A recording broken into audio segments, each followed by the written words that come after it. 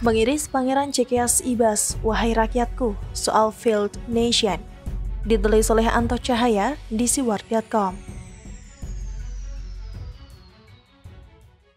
Sebelumnya masih ingat tidak dengan cuitan legendaris Wakil Ketua Umum PD Ibas yang menjadi trending topik berikut ini?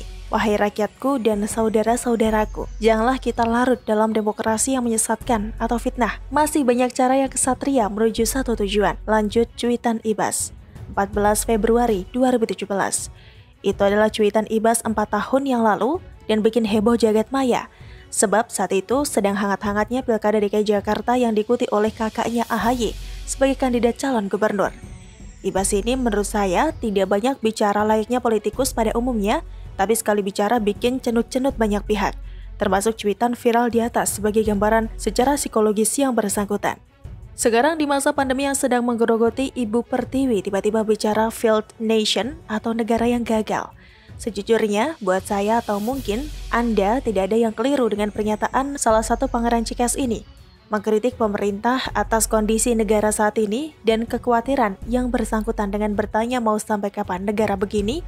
Ini bagi saya menarik, tapi sebelumnya mari kita simak pernyataan lengkapnya berikut ini. Wakil Ketua Umum Partai Demokrat atau Waketum PD, Edi Baskoro Yudhoyono atau Ibas mengingatkan pemerintah soal penanganan corona. Ibas mempertanyakan kapan Indonesia akan bebas dari ganasnya pandemi corona. COVID-19 makin mengganas, keluarga, sahabat, dan di lingkungan kita banyak yang terpapar bahkan meninggal dunia. Sampai kapan bangsa kita akan terus begini? Kata Ibas dalam foto fraksi Partai Demokrat DPR Republik Indonesia seperti dilihat pada Rabu 7 Juli 2021. Ketua fraksi Partai Demokrat DPR ini mewanti-wanti negara agar mampu menyelamatkan nyawa masyarakat, sebab Ibas tidak ingin Indonesia sampai disebut bangsa gagal atau failed nation. Jangan sampai negara kita disebut sebagai failed nation akibat ketidakmampuan negara selamatkan rakyatnya, ujarnya. Ibas juga bicara soal banyaknya warga yang sudah divaksin, namun tetap terpapar virus corona.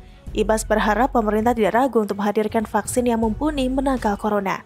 Selain itu, Ibas bicara soal ketersediaan tabung oksigen di tanah air. Pemerintah, kata Ibas, seolah tidak berdaya dalam penanganan corona. Penanganan COVID-19 sudah memasuki tahun kedua.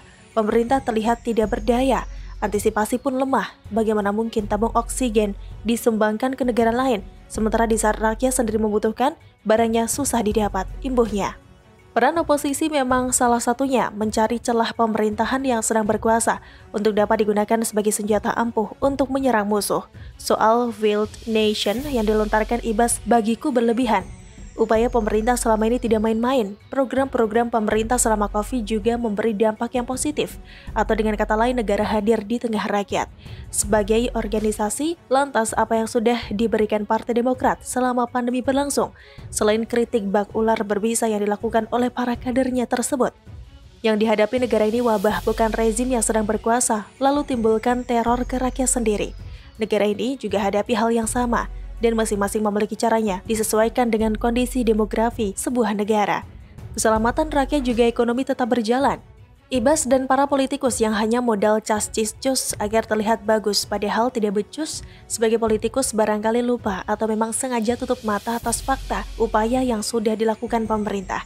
Sampai sejauh ini dari 9 program yang pernah diluncurkan pemerintah selama pandemi masih ada 7 program insentif yang dirasa sesuai dan tepat hingga sekarang agar rakyat tidak merasa terbebani, antara lain subsidi listrik, program keluarga harapan atau PKH, kartu sembako, BLT dana desa, subsidi kuota internet pendidikan, BLT UMKM, kartu prakerja. Begitu pula aplikasi dalam mengantisipasi penyebaran virus dengan PPKM dan target vaksin 1 juta setiap harinya dan akan meningkat di bulan-bulan berikutnya dan kebijakan-kebijakan yang lainnya. Hal-hal di atas apakah kiranya tidak dapat dijadikan dasar bahwa pemerintah telah hadir di tengah rakyat daripada menakut-nakuti rakyat dengan statement ngawur dan jauh dari manfaat, mending Demokrat turut sumbang rakyat yang terdampak. Perintahkan saja kadernya tiap daerah untuk berbuat di sekitar tempat tinggalnya. Jangan hanya hadir kalau pas butuh suara. Saat rakyat sedang menghadapi situasi sulit, tutup mata, tutup telinga. Malah ngoceh membuat pernyataan yang bikin resah saja. Ah, Mas Ibas ada salam manis dari Anas tuh. Wahai rakyatku, jawab Pangeran Cikias. Demikian salam. Bagaimana menurut Anda?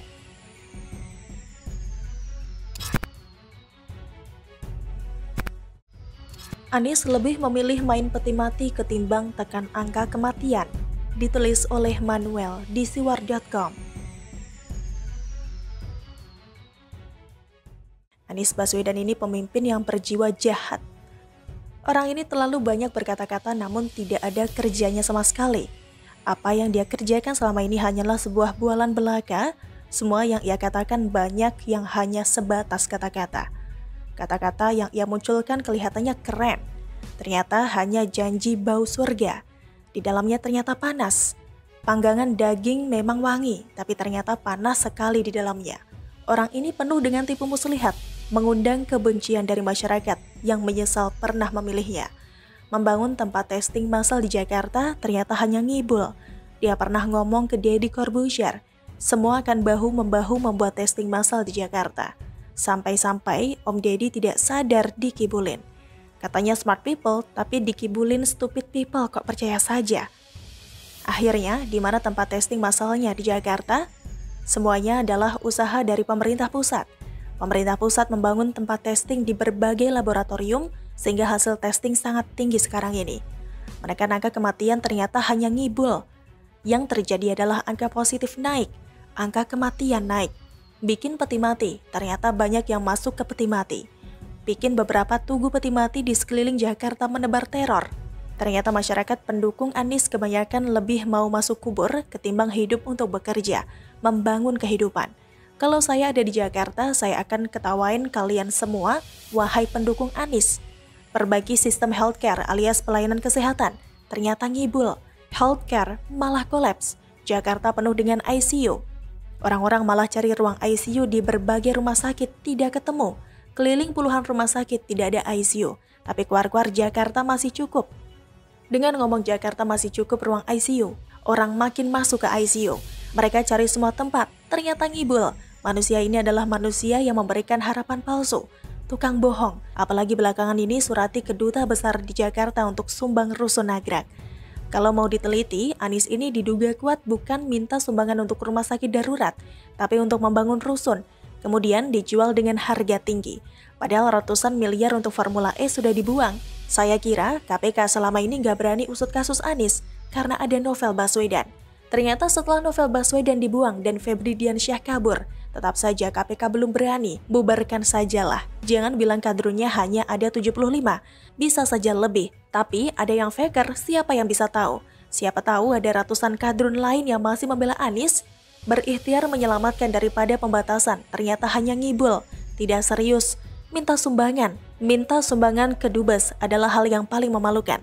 Melangkahi wewenang pemerintah pusat, akhirnya dipermalukan oleh diri sendiri.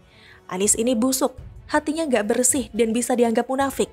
Para pendukungnya sekarang lagi aktif di Twitter nih untuk minta Jokowi mundur. Padahal yang harus mundur itu si Anies Baswedan, gubernur ayat dan mayat. Ingin menyelamatkan kota Jakarta tapi ternyata urusnya peti mati. Memang sih Anies pelayan peti mati terbaik karena keuntungan dari warga DKI Jakarta saat itu memilih Anies adalah dijamin mati masuk surga. Jadi kalau mati harus disiapkan kuburan. Beli peti mati memang lebih cuan sih, karena butuh uang untuk tanah, lalu peti mati. Kalau orang hidup kan gak bisa diduitin banyak-banyak, beli putus istilahnya begitu. Kelihatannya, peti mati ini menjadi bisnis terbaik buat Anies Baswedan melempar semua pendukungnya ke kuburan dengan janji surga. Anies lebih memikirkan kematian rakyatnya daripada mengupayakan kehidupan.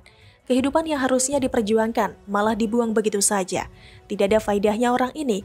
Orang ini buat kota Jakarta justru menjadi duri dan racun yang merusak komunitas. Dosa apa yang dikerjakan oleh rakyat Jakarta sehingga mereka bisa sebodoh itu memilih Anies Baswedan? Semua yang dia bicarakan di media, baik saat dia pakai masker atau menunjukkan tampang aslinya tanpa masker, sangatlah merupakan tipuan belaka.